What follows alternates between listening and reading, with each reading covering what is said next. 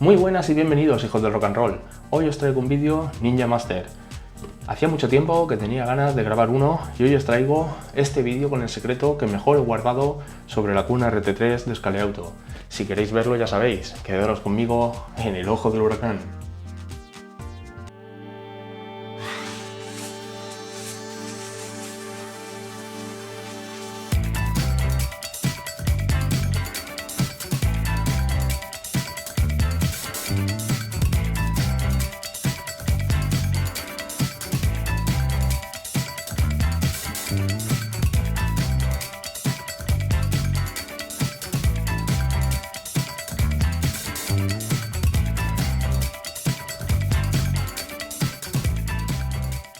Bueno, vamos a ir directamente al grano. Tengo montada ya la T y al final del vídeo sabréis por qué. No hay ningún secreto, de hecho en mis vídeos habéis podido verlo, que cuando un preparador trata de mejorar el coche, lo primero que intentamos hacer es eliminar el movimiento excesivo de la cuna, sobre todo que la cuna haga así respecto al chasis. Por eso la tornillería más vendida en competición son los tornillos cónicos del Lotit, que más tarde se ha tratado de sacar al mercado. Primero el Lotin Plus, haciendo su copia en aluminio, y luego Scaleauto copiando los del Lotit también, y a la vez en diferentes cabezas para darle más variedad a diferentes modelos y así poder cumplir pues, con otros agujeros de otras marcas y tal. Bueno, ¿qué vamos a hacer? Lo que vamos a hacer primero es coger y ovalar el agujero que este de aquí delantero. Vamos a hacer una corredera para hacer que la cuna vaya hacia adelante y hacia detrás. ¿Por qué? Porque el principal motivo de este vídeo es que uno de los principales problemas cuando vamos a preparar un coche es que los agujeros de la cuna, la distancia que tiene desde la parte delantera hacia la parte trasera, no coinciden con los alojamientos del chasis. Pero no solo Scaleauto, Lotit y muchas otras marcas, mismamente en SR, cuando le colocamos la cabeza que ajusta bien en el chasis para intentar bloquear ese movimiento excesivo de la cuna, es cuando te das cuenta de que las cosas no marchan. Un claro ejemplo es el Fórmula 1 de Scaleauto. Si lo habéis preparado, descubriréis, no me acuerdo ahora si era corto o largo la cuna, se quedaban desplomados hacia atrás. Cuando montas el coche, el Fórmula 1 Scaleauto, y le quieres poner suspensión detrás, tú metes dos tornillos que aquí entren justitos, y cuando montas la suspensión con las mismas cabezas que entran justitas aquí en el chasis, te das cuenta que la suspensión queda desplomada hacia detrás. ¿Por qué? Porque la cuna, los agujeros están más largos que el chasis, los agujeros del chasis, y por eso ocurre ese efecto. Solución, no poner una cabeza ancha, pues ya estás perdiendo eso que ibas a ganar limitando el movimiento. ¿Por qué? Porque la cabeza no te va a parar el movimiento excesivo porque no hace tope en los agujeros del chasis. Espero que haya quedado claro y bueno, pues vamos al lío. Vamos a coger una roca y vamos a volar este primer agujero y vamos así para que lo entendáis, vamos a hacer fuerza en el culo destornillado hacia abajo y luego hacia arriba, y de esta forma vamos a volar ese primer agujero.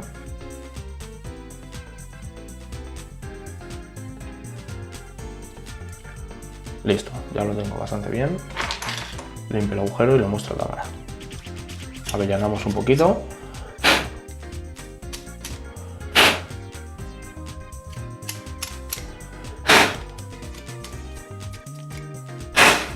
Vale, ahora podéis ver que uno lo tenemos redondo y el otro lo tenemos ovalado.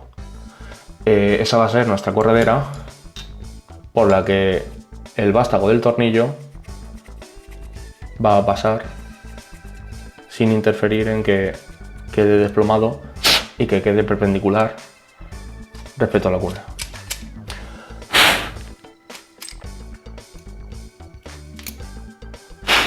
Vale, ya está bastante bien.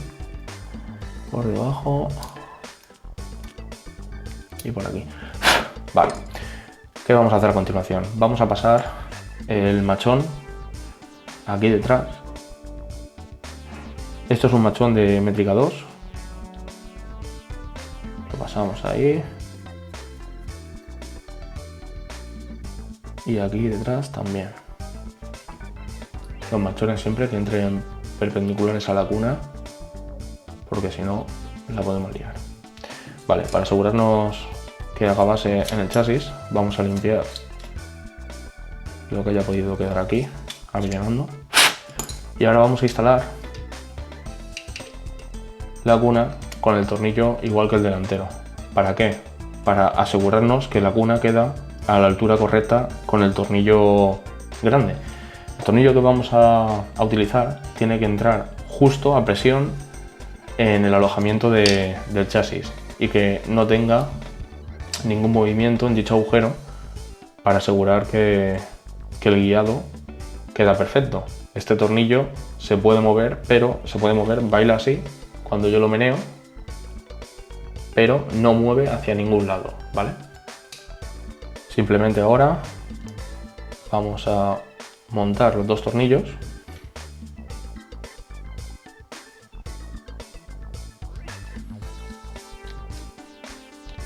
Apretamos que quede firme.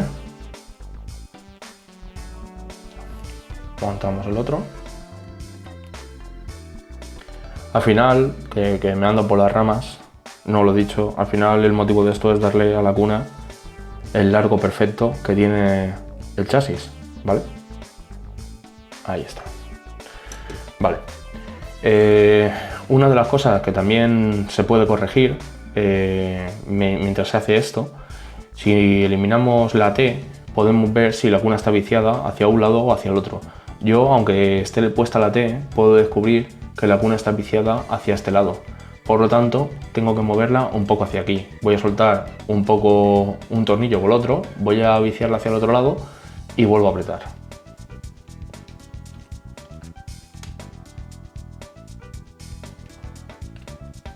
Ahora aprieto el tornillo mientras estoy apretando para allá. Vale. Y ahora se ha corregido un poco. Está un poco más repartida de ambas esquinas. Ahí queda bien. Son las rebabas que hay aquí en el chasis. Ese hilo de rebabilla es lo que engaña la vista.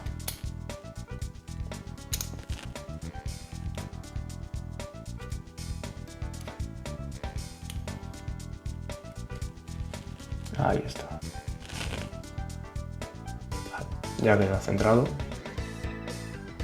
Normalmente cuando realizo esta operación lo que me pide el chasis es que las cunas sean más pequeñas, es decir, que la pieza venga más hacia atrás en vez de más hacia adelante. En esta ocasión lo que pide es que la T avance hacia adelante. Tenemos un impedimento para ello y es que esta pieza, esta parte de aquí, esta cara y la del lado, claro, la opuesta, nos pegue en esta parte de la cuna, aquí delante. ¿Vale? Por lo tanto, lo que vamos a hacer es limar un poco esta cara de aquí,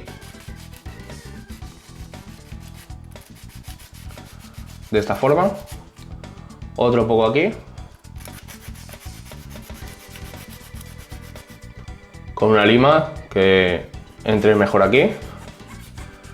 Vamos a darle en esta pared.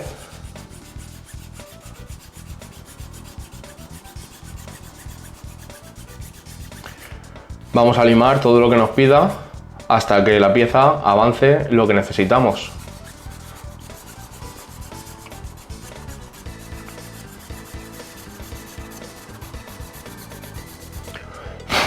Vale. De esta forma ahora podremos, sin impedimentos, desplazar hacia adelante la T esas decimillas que nos van a hacer falta para cubrir la distancia desde los agujeros delanteros a los traseros. Vamos a depositar una pequeña cantidad aquí de superglue. Vamos a separar la cuna de la T y vamos a meter superglue debajo de la T para fijar mediante superglue la unión. Vale, con eso es suficiente y ahora simplemente apretamos.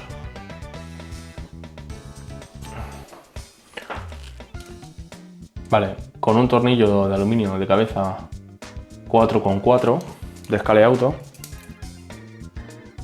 4x4, remataremos la faena poniéndolo el tornillo en nuestra corredera.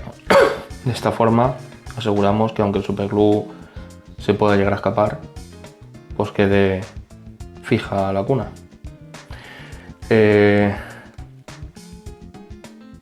Os aconsejo que no pase mucho tiempo entre que metéis...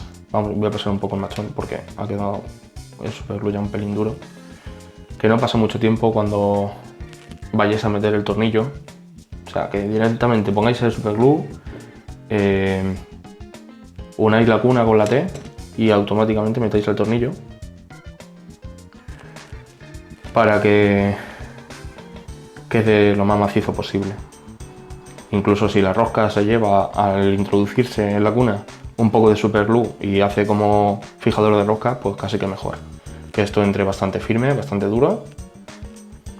Vale, esto ha quedado ya ahí, perfecto. Bien, pues vamos a montar la suspensión y vais a ver cómo se queda y luego al final del vídeo vais a ver el primer clip que he grabado y el problema si no se hace esto, que bueno, creo que lo conocemos todos.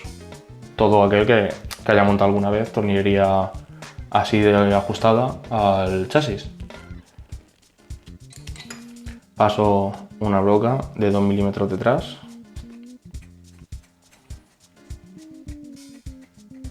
La desplomo un poquito hacia atrás para que el tornillo, cuando funcione en semiarco la suspensión, no pegue el soporte en el tornillo. Quito la rebaba.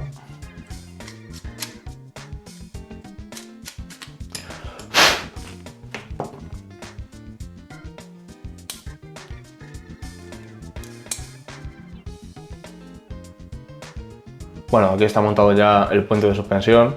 Ahora podéis ver que está completamente paralelo a la cuna, totalmente perpendicular, ¿vale?